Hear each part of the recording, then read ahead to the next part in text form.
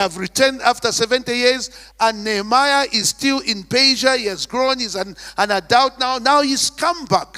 So you are talking about 140 years since the destruction of the temple. And the question is, are they going to do it again? They can't do it. Will they go back to sacrificing? Now, that is very important. Why? Every nation around Israel, they used to know that you would not touch the temple. They would fight for the temple. They would bleed for the temple. They would always immediately surround the temple and give themselves as suicide bombers, kamikazes, to fight for the temple. So that's a question now he confronts. Will they really sacrifice? Will they go back? And he does it in mockery. Will they finish up in a day? Will they revive the stones out of the heaps of rubbish and bend ones at that? Tobiah actually says, even if a fox would climb the wall, they'll fall. These are not strong walls. What are you doing? These are, you are making a big issue out of this. This is child's play. So ridicule is trying to bring you to a place where you doubt yourself, where you can't believe in your abilities. So the purpose of ridicule is to cast doubt on the credibility of your vision, mock you, tell you can't do anything. This is a first level of attack. It's verbal. It's verbal opposition. And a lot of us, sometimes we get even caught into this form of opposition. Sometimes we even get hired by the devil himself to do his bidding. We are not aware that we are doing the devil's bidding as we ridicule others, as we tell others how small they are, how unqualified they are, how useless they are, how they cannot amount to anything. That is ridicule. We are mocking people. This is very terrible. So ridicule and mockery draws your attention to your flaws, unfortunately. It makes you not to feel confident. It actually shows your weakness. That's why he says, you are feeble. You came from exile, you have nothing, you have no money. What are you doing here? You can't do anything. You've never had sacrifice for the past 140 years. What are you doing here? So he shows weakness. And if you fall to continue believing in the ridicule, you start doubting yourself. I pray by the grace of God, you will not doubt yourself in Jesus' name. It's important for us to understand that we cannot win by following the opinion of somebody who is mocking us. People will ridicule us. They will reduce us in their eyes. But we need to understand that God has given us a word. Follow your vision. I do not know what vision you've been following. Some of us, we have personal vision. Some of us, we have community vision. We are pursuing institutional vision. Some of us, we are pursuing something for the nation. Some of us, we are pursuing something that is transgeneration. And the attack that will come against you will be ridicule. To tell you off, you are nothing. You can't amount to anything. You have no qualification for it. You have no resources for it. Try to drop you, like they say, to your size. Always say, no, I'm not working on my size. I'm using God's size. I'm not following my size because my size cannot do anything, but I'm using God's size. But it's important for us to understand because ridicule is one thing that is a very powerful weapon from the opposition. You may not understand it. It looks simple, but it cuts. It cuts to your confidence. It cuts to your identity. It reduces you. It makes you feel like you can't do anything. Even you call yourself a man. You don't even have a job. You can't even pay for food. That's ridicule. I hope it's not a wife who is telling you like that. Because ridicule can bring you to a place where you lose your confidence.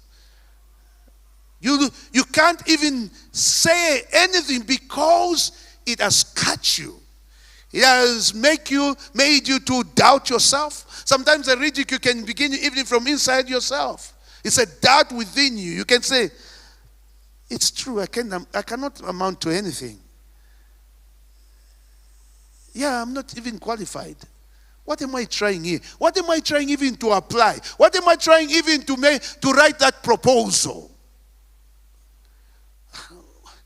Why am I bewitched? Why am I doing these things? You start doubting your very self. It is ridicule from yourself.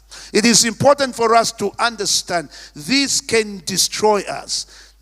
Because if we don't follow through, we will end up not even fulfilling the visions that God has given us.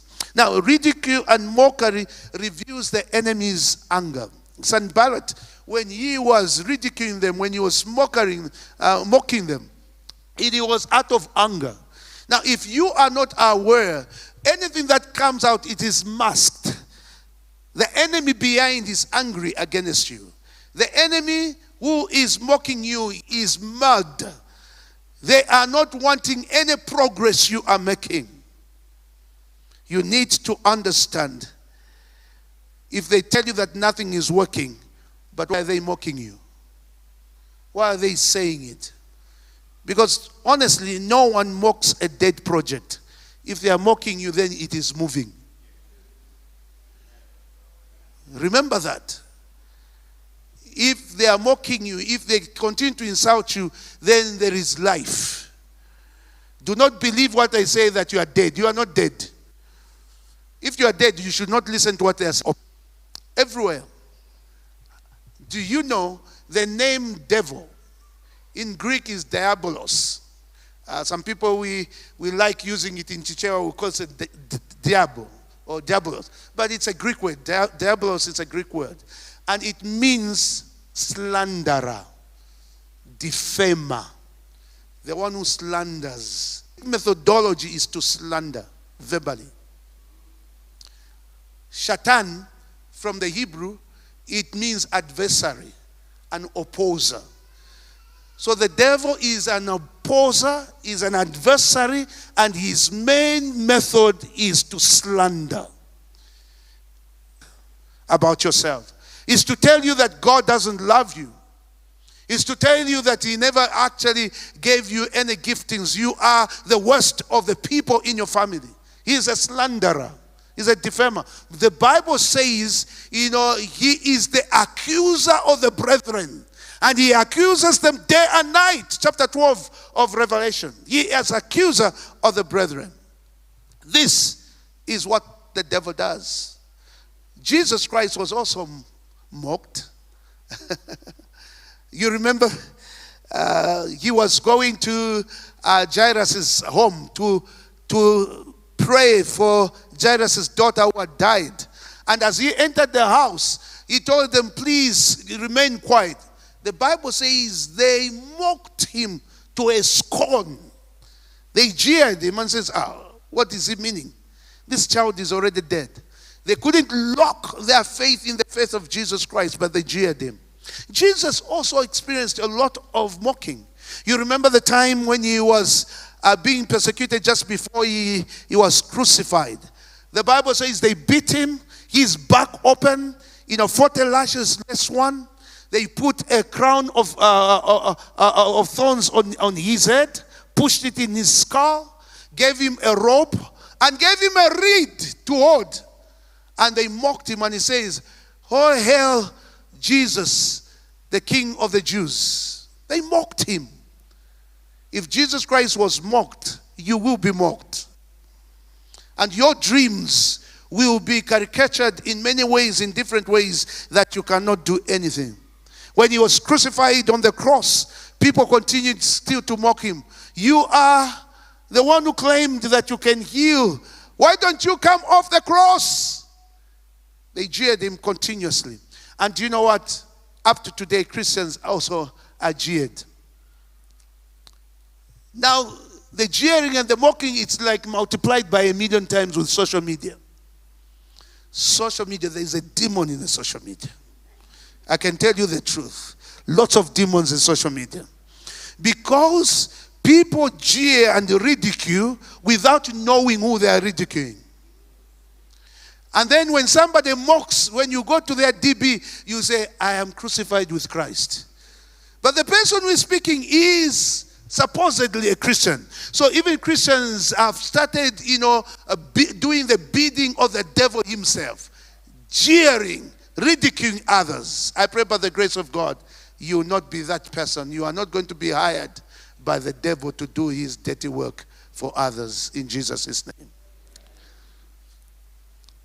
Number 2, visions are defended in prayer. What does Nehemiah do? He prays. When they are ridiculed, when they are mocked, he prays. He says, Lord, you are awesome.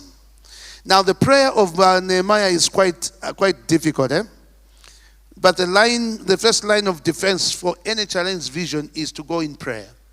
Bring it in prayer. You remember Hezekiah, the king, who were jeered, ridiculed by the ambassador from Sennacherib, Assyria. They wrote a letter, and in it they cut him into pieces.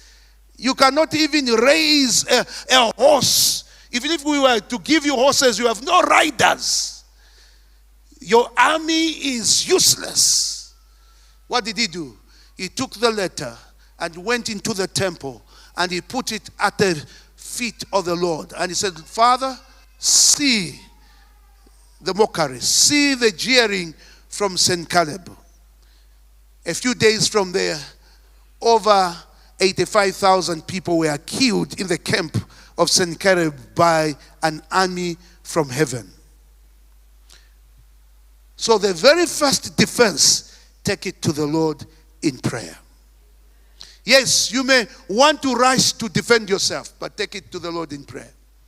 You may want to write that stinker, that stinker. Our revenge. No, the first thing is take it to the Lord in prayer. Very critical. Would you turn to your neighbor and tell them, please relax, don't be angry. Take it to the Lord in prayer. Tell them, even if they say a lot about you, take it to the Lord in prayer. First thing, take it to the Lord in prayer.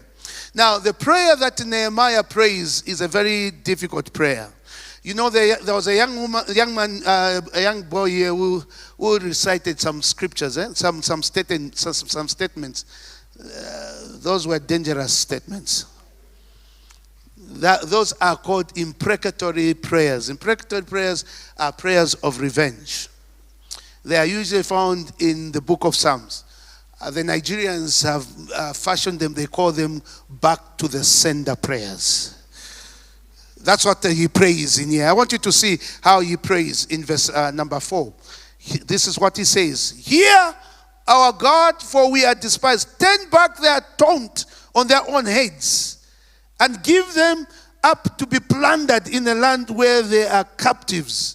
Do not cover their guilt. Now, this is serious prayers. There's anger coming from here. And I think the Lord will say, hey, Nehemiah, you're too angry. Now, let's put this into the right frame. Does God answer back to sender prayers? First and foremost, God recognizes our pain. He recognizes our pain. So even when we are praying such type of prayer, God recognizes. But God has got a boundaries for back to the sender prayers. He says, do not avenge. Leave revenge for me. Now that is where even it is very difficult. Because people take advantage of us Christians. We are very patient. If they say the same things to a Muslim, they will die. But we are patient because that's what the scriptures calls us. We are patient. Why? Because God has said, leave vengeance to me. Because if he left it to you, some of you overdo it. For a small problem, you kill. You have no capacity to revenge then exactly the way it was done. You do not know everything. And some of you, you may underdo it. When the pain is so huge, and you just do pangono. But God knows how to revenge on your behalf. Why? Because he wants us to trust him. That's the reason I said at the very beginning, being a Christian is a hard work. God demands that you do not respond the way the world responds. So there will be times when God tells you, no, it's not your call. It's not your fight. Don't respond.